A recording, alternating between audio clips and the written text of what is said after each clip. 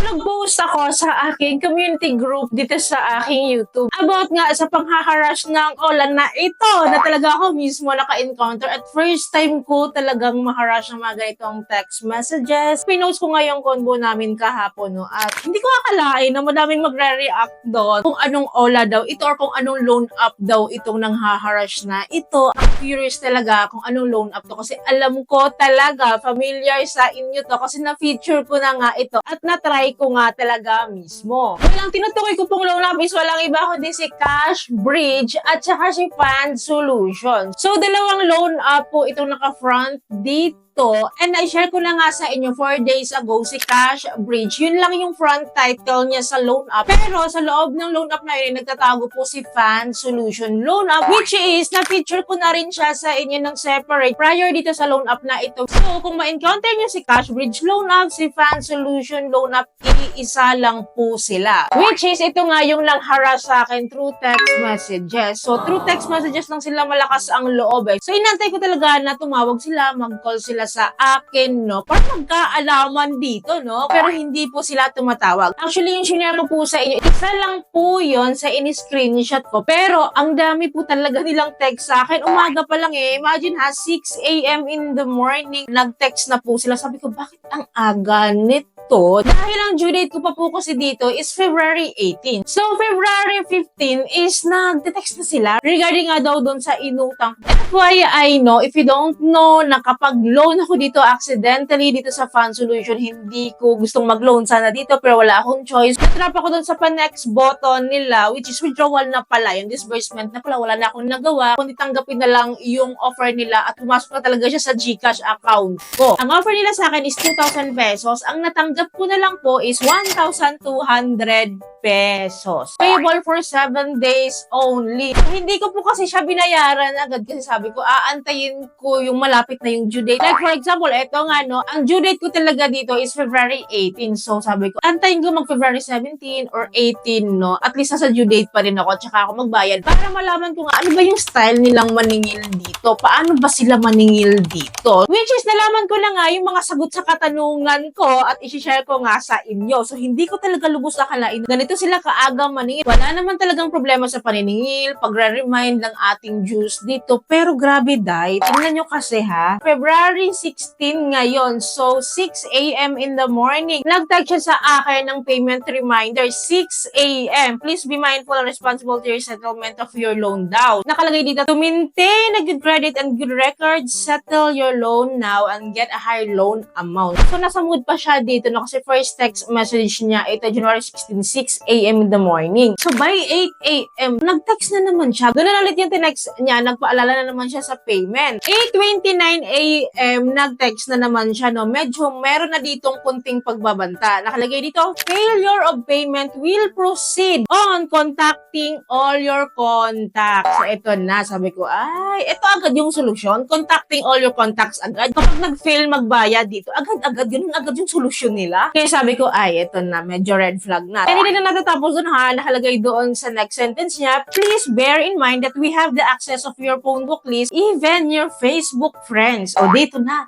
Bonggang-bongga na yung pagbabanta nila. Sabi ko, ganito agad. Imagine ha, wala pa akong delay dito. Hindi pa ako umabot sa due date ko. February 16 pa lang ngayon. And then after the text messages, by 10:31 a.m., nag-text na naman about payment reminder na naman. Grabe. Walang kapaguran. So, in-ignore ko lang kasi alam ko yung due date ko eh. Nakakasura lang kasi yung mga text sila ng text, pa-remind sila ng pa-remind, paulit-ulit. Eh, hindi pa nga ako nag-due dito. So, in-ignore ko lang. So, same day, by 2:19 p.m., nakalagay na naman ang text messages nila. Meron na dito talagang harassment na nagaganap. Nakalagay no reminders, exclamation point. Due to non-coordination of your payment, you have violated the terms and conditions you agreed in your account. O, diba? Dahil hindi ko sila nare-replyan, hindi ako nagre-respond sa kanila na magbayad ngayon kasi hindi ko pa nga due eh. Hindi ko pa talaga due. So, ganito lang sila magsalita, no? We have given you enough time. Unfortunately, you keep on disregarding our notifications. This will be your last chance. Last chance agad, B!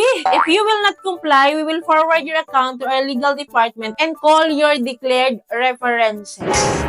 Doon not ignore this message and settle your account now. O, diba, harassment na po itong ganito, no? May pagbabanta na ng mga ganon, which is hindi naman talaga dapat ganito yung ginagawa. Yung tamang proseso ng paniningil. And then, by 5:46 p.m., ito na nga yung pinost ko po sa aking YouTube community at saka sa aking FB community, no? Nakalagay dito, final warning with an exclamation point, 2. Ito malinaw na, nagtagalog na siya, ibig sabihin galit na siya. Sinagad ko na siya, ganon. So, same day, 5:46 p.m., nakalagay dito, no? Dahil di nyo pa nagagawang bayaran ng inyong obligasyon para sa pagkakautang nyo, matatawagan na yung mga contact reference ng collection department. Dahil di nyo pagsunod oras ng bayaran, walang kusang magbayad at i-message na ang mga friends nyo sa social media upang makapagbayad ka at matulungan ka nila sa utang mo dahil nakailang message reminder at tawag na kami sa inyo pero binaliwala nyo lang or wala kayong balak magbayad dito sa utang nyo. So to be honest, hindi po talaga sila tumatawag. Nagte-text lang po talaga sila. At alam ko naman itong text messages na ito is scripted naman talaga to eh. Sinisend lang nila ng sinisend ito. So clearly po, wala pa pong due date ko is hinaharass nila ako. Grabe no, wala pang 7 days ito. Naniningil na sila sa akin. Maiintindihan ko sana kung lumagpas nga ako sa due date ko at wala akong attempt ng pakipag-communicate sa kanila at hindi ko talaga babayaran. Maiintindihan mong ratratin ka sa ganito eh. Pero yung ganitong wala pang due date, so hindi ko pa din po siya binayaran. So ang ginawa ko, pinalipas ko yung buong magdamag, natulog ako ng maayos at kinabukasan, February 17, nag-text na naman siya early in the morning, nagpapaalala na naman. Hindi ko pa rin pinansin. By 10:34 a.m., nag-text na naman sila. Tinext nila yung phone number ko and I believe ito rin yung text messages na pina-forward nila sa contacts ko or sa contact reference ko. Ganito pala nila sinisend sa mga contact reference natin kapag may utang tayo sa kanila. So, naka-note dito sa baba, repeated reminders but no answer. Please tell this person to settle his/her amount due to avoid being tagged as a bad creditor. So, ganito yung format nila para makilala talaga ng friends mo or sa contact reference mo na ikaw ito. Ganun yung shaming nila, ganun kanila ipapahiya. Dahil hindi ako nasindak sa mga harassment po talaga nila. Pero dahil one day na lang due date ko na, at yun naman talaga yung plano ko, closest sa pinaka-due date ko, doon ko siya babayaran. So, nag-decide akong bayaran ito. So,